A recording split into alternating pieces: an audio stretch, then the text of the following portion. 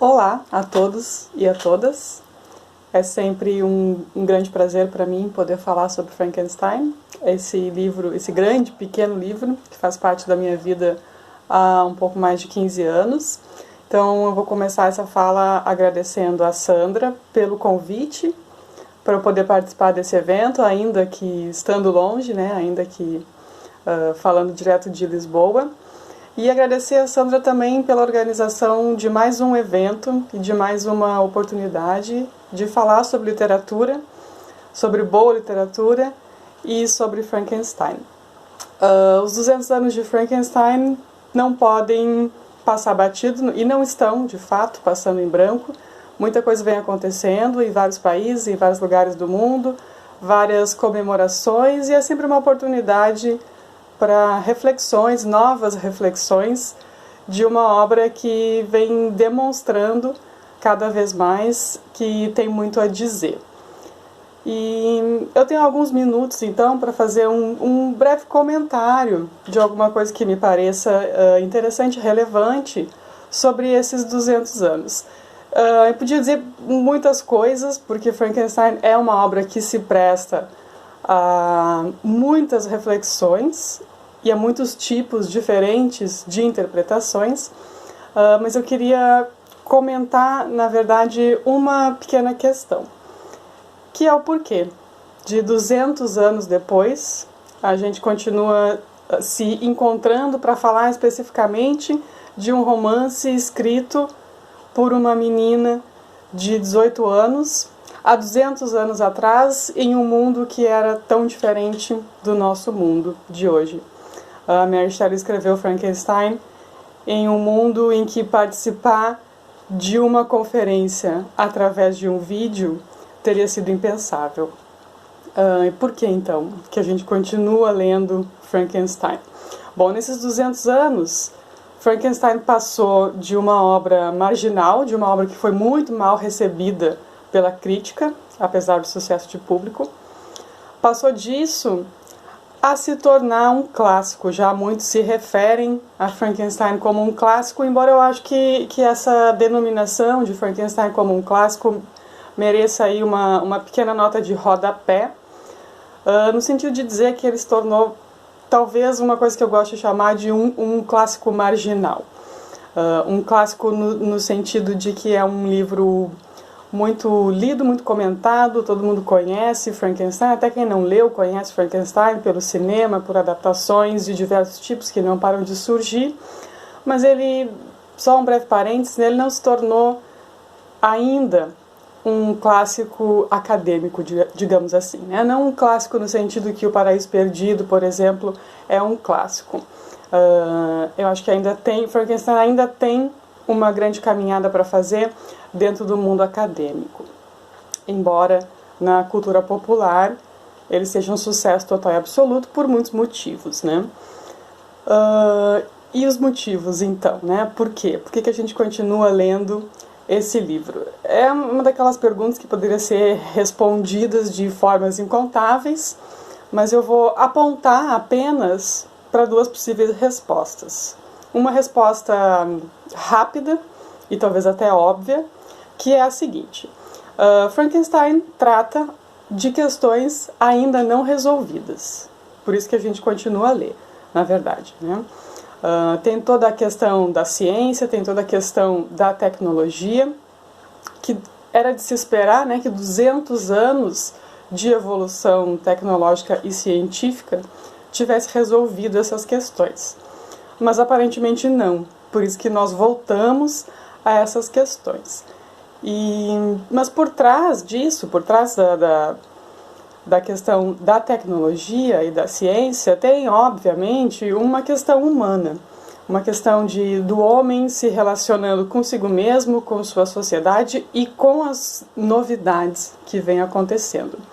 E essas questões estão muito longe de ser resolvidas, embora às vezes a gente possa imaginar que estão, ou que estão perto de, mas na verdade não.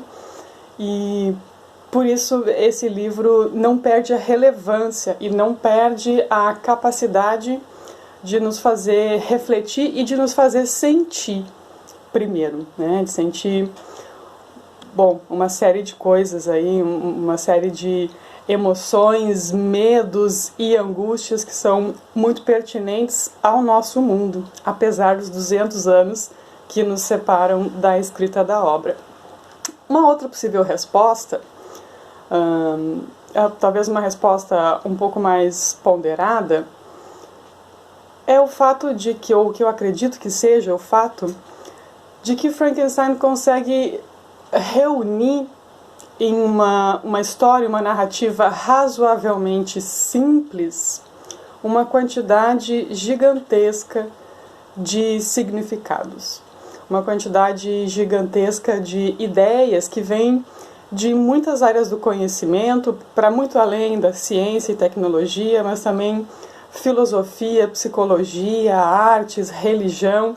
Esse livro toca em muitos assuntos que estão longe de ser resolvidos e que são centrais para a nossa vida. Frankenstein já foi considerado, por vários críticos, um mito moderno, que é uma expressão bastante problemática, eu acho que precisa ser usada com muito cuidado, porque são dois conceitos que se excluem. Um mito justamente é um mito pela sua antiguidade, não pela sua modernidade. Então é uma expressão que eu acho que precisa ser utilizada com muito cuidado, mas que ao mesmo tempo diz muito sobre Frankenstein. E aqui eu penso em uma característica, ou algumas poucas características bastante recorrentes dos mitos, que são uma narrativa simples. Frankenstein não é uma história complicada. Apesar das camadas narrativas, apesar dos 3 narradores, que a estrutura narrativa pode ser considerada consideravelmente complexa, digamos assim, mas a história é simples, a história é acessível a um grande público. E através de uma história simples se desenvolvem ali questões extremamente complexas. E esse é um poder que é característico do mito, uma narrativa simples, cheia de significados abstratos. E por isso eu acredito, né, esse sendo um dos motivos pelos quais Frankenstein continua, de fato, a comunicar muita coisa. Continua a nos oferecer grandes possibilidades de reflexão e grandes possibilidades de sentimentos que não são em nada maniqueístas, que não são em nada redutores.